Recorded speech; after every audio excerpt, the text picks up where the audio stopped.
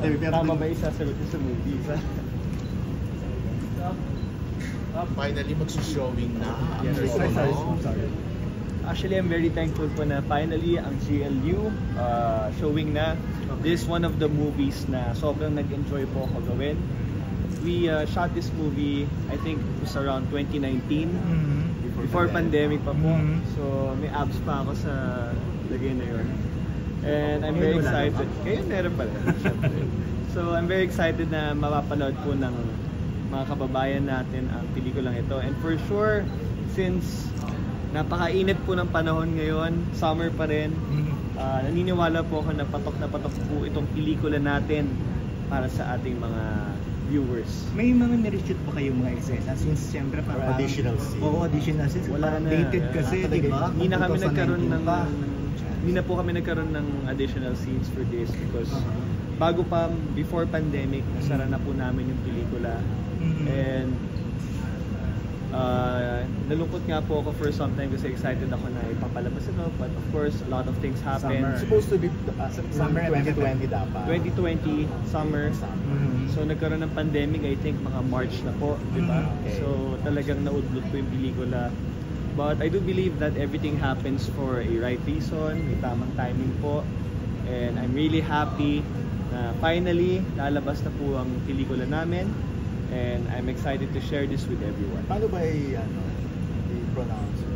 GLU. GLU. G meaning Go. Game or go. La Union. La Union. Pag La Union, syempre surfing yan. Nakapag-surfing ba kayo? Yes, definitely. Ako nung time na yan, madalas pa ako mag-surfing yan. And kita naman po sa kulay ko, nakikita ko yung trailer sa movie. And right now, not so much. Pero ang role ko po dito is kami po ni Derek Monasterio po ang magpinsan dito. Kumbaga, GLU is basically a movie, barkada movie ng mga limang lalaki na mayayaman, may kaya, na medyo may mga challenges and trouble sa buhay. So definitely may mga pabortahan kayo dito, no? Yes po. Most of the scenes ba naka-topless kayo? Ako siguro parang mga 80%. Topless po ako dito. And so ano na nagbago noong simula nung nag-shoot kayo hanggang ngayon? Para sa akin po marami nagbago. Definitely lahat po ng mga co-actors ko dito nag-shine sa kanya-kanyang respective careers. Sila Derek, David, TJ, Kiko, ako, Ruru. And I think magandang opportunity ito kasi mas lalo po kami umangat ngayon compared to before. So tamang-tama din po ang labas ng movie. And ako naman, besides from show business, active po ako ngayon sa culinary school. So I'm taking up diploma in culinary arts and technology. Before it used to be with agriculture, kaso nag-shift po ako to culinary. Pero hindi ka naman sobrang daring. Wala naman po. This is na kayang kapatid mo. Yung ginawa. Yung ginawa mo.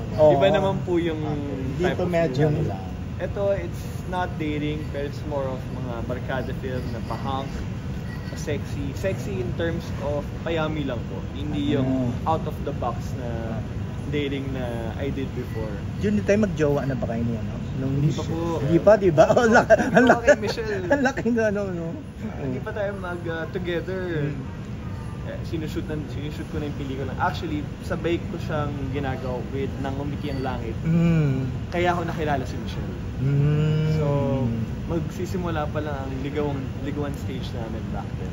So, tagal na din. Tagal na rin. Nagsinimalayan na kayo ni Sunshine, di ba? Tapos A Man Without a Sin. He was Without a Sin. Elijah. Elijah. So, before maging kami po ni Michelle, nagawa ko na po yung mga daring na pelikula na yun. So this time, hindi na pwede? Hindi na muna. Pero kakayanin mo pa ba in the future? Bakit hindi na muna? Oo, bakit hindi na muna? Siguro para sa akin, I want to explore different roles and characters na, kumbaga ako kasi very experimental as an actor. So, gusto ko magawa siya at least once in my life. Ayoko magsisi someday na sana ginawa ko to when I was younger, or I wish I did this type of roles when I was more experimental. At least ngayon, nagta-transition na yung mga projects ko into, I can't say hindi naman meaningful kasi lahat naman ng projects meaningful. Pero iba naman ang goals and lessons na pinapalabas ng pelikula and projects na ginagawa ko. So Pero personal... nanalo ka ng award, di ba, for He Who Is Not Without Yes po. Without a Scene. Oo. Oo. He Who Is Without a Scene. Who Is Without a Very Scene. Akala Jason namin Laksamana. masusundan pa yun. Oo. Gusto niyo ba ng part 2? Pero ano yun? Personal decision, wala nagbabawal naman sa'yo. Yes, personal decision ko yun. Okay. Nung time na yun, I was craving for again, out of the box na role. Mhm. And my friend na co-actor sa Nang Umikyang Langit, si Vance Larena. Oh, sige. He's a very good Yes. actor. Siya nga mismo nag-recommend sa akin na bakit Enzo hindi ka mag-audition for Direct JP's film, He Who Is Wow. Without Sin. Just give it a try. So, nakita ko yung synopsis, interesting siya. So, nag-audition ako with the reporter looking image during that audition. And I'm very thankful na nakuha po ko. And it was a interesting film kasi we shot it in 5 days lang. Pero before that, nag-training po kami sa studio with Elijah for all the scenes. Kasi may isang scene dyan, we did it for 10 minutes to 15 minutes straight, na one take lang. So maraming mga ganun na shots na ginawa si Direct JP for the movie. And I'm very thankful na naging okay siya. And it was also one of the movies of Elijah na mas lalo siyang sumikat. So nakakatuwa kasi lahat ng mga nakakasama ko before na mga co-actors ko are on a different level right now. And I'm very happy for them, especially for Elijah. Si Elijah nakasama ko siya sa Cinemalaya pa lang, Sundalong Kanin. Yeah. I think parang nasa 5 years old pa lang ata siya, or parang nasa between 5 to 10 years old. May Cinemalaya na naman ngayon, so you have plans of auditioning again? Hindi po ako naka-audition this year eh. Pero okay. Tapos sa ba? Pero kung parang ilalabas po na bagong mga stories, Pero sa'yo, tapos na yung era na yun. Ayun. Paderings na sila. yes, tapos na. Pero Hanggang doon na lang yung pwede ipakita. hanggang doon lang. But Kasi of course, matindi na rin yun, di ba? Parang hindi makalimutan. Hindi mo kalimutan ni Dondo? Oo, gano'n. Grabe Hindi, Dondo. is it because parang nagpaplano ka na rin mag-settle down, kaya... definitely nag-iiba na yung mga goals in life ko. Wow. Kasi si Michelle na yung the one, di ba? So, Of course. so donado na ba? Nakaplano na? Magpapakasal na ba? Me and Michelle, we do talk about it. Pero as of the moment, we're focused on our careers, business. May mga sarili pa siyang goals na gustong i-achieve also in her career. Pero definitely, we're on a good path. And we're happy na we're going strong. And I'm very happy sa Very quiet yung relationship relationship na. mo. Very smooth yun. Kami naman kasi... Walang intrigue, walang mga... Yan, wala naman kaming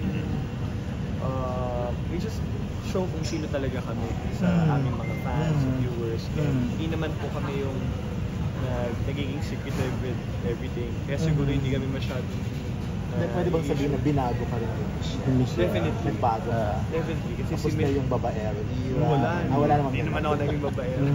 May upcoming projects ka na sa ABS? Right now po, as of the moment, wala pa. Wala Kasi pa. kakatapos ng Can't Buy Me Love. Congratulations po sa lahat ng cast and crew ng Can't Buy Me Love. I'm really happy with my character kasi hindi ko alam mag-bloom pala into a great character during the time we were taping. And congratulations sa cast. Nakita ko sa Netflix ngayon, sa 3rd or 4th na kami. Fifth Sabi na- ko, na- fifth. Ngayon, pa-ibebe minsan nag-second. So galing. Congrats.